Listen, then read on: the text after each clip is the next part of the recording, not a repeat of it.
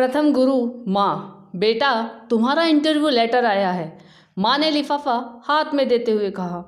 यह मेरा 7वां इंटरव्यू था। मैं जल्दी से तैयार होकर दिए गए नियत समय 9 बजे पहुंच गया। एक घर में ही बनाए गए ऑफिस का गेट खुला ही पड़ा था।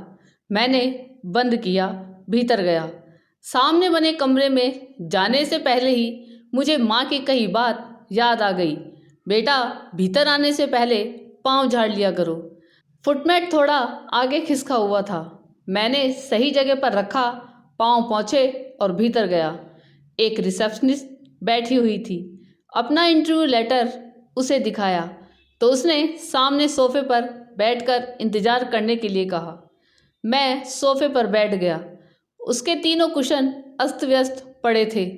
आदत के अनुसार उन्हें ठीक किया। कमरे को सुंदर दिखाने के लिए खिड़की में कुछ गमलों में छोटे छोटे पौधे लगे हुए थे। उन्हें देखने लगा। एक गमला कुछ टेढ़ा रखा था जो गिर भी सकता था। माँ की व्यवस्थित रहने की आदत मुझे यहाँ भी याद आ गई। धीरे से उठा, उस गमले को ठीक किया।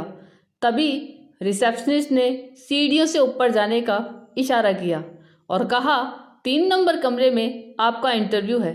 मैं सीढ़ियाँ चढ़ने लगा। देखा, दिन में भी दोनों लाइट जल रही थी।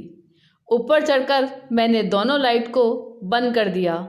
3 नंबर कमरे में गया। वहाँ 2 लोग बैठे थे। उन्होंने मुझे सामने कुर्सी पर बैठने का इशारा किया और पूछा, तो आप कब ज्वाइन करेंगे? मुझे बड़ा आश्चर्य हुआ। जी, मैं कुछ समझा नहीं। इंटरव्यू तो आपने लिया ही नहीं, इसमें समझने की क्या बात है?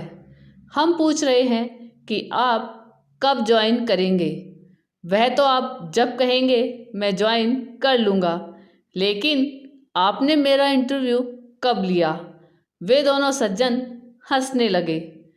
उन्होंने बताया, जब से तुम इस भवन में आए हो तब से तुम्हारा इंटरव्यू चल रहा है।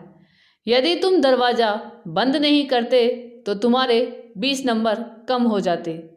यदि तुम फुटमैट ठीक नहीं रखते और बिना पाँव पहुँचे आ जाते तो फिर 20 नंबर कम हो जाते। इसी तरह जब तुमने सोफे पर बैठकर उस पर रखे कुशन को व्यवस्थित किया, उसके भी 20 नंबर थे और गमले को जो तुमने ठीक किया वह भी तुम्हारे इंटरव्यू का हिस्सा था। अंतिम प्रश्न के रूप में सीढ़ियों की दोनों लाइट जलाकर छोड़ी गई थी और तुमने बंद कर दी। तब निश्चय हो गया कि तुम हर काम को व्यवस्थित तरीके से करते हो और इस जॉब के लिए सर्वश्रेष्ठ उम्मीदवार हो। बाहर रिसेप्शनिस्ट से अपना नियुक्ति पत्र ले लो और कल से काम पर लग जाओ। मुझे रह रहकर माँ और बाबूजी की ये छोटी छोटी सीखें जो उस समय बहुत बुरी लगती थी याद आ रही थी। मैं जल्दी से घर गया, माँ के और बाबूजी के पाँव छुए और अपने इस अनूठे इंटरव्यू का पूरा विवरण सुनाया। इसलिए कहते हैं कि व्यक्ति की प्रथम पाठशाला घर और प्रथम गुरु माता पिता ही हैं। यह कहानी आपको कैसी लगी यह कमेंट करके ज़रूर बताइएगा। चैनल पे नए हो तो सब्सक्राइब ज़रूर कीजिएगा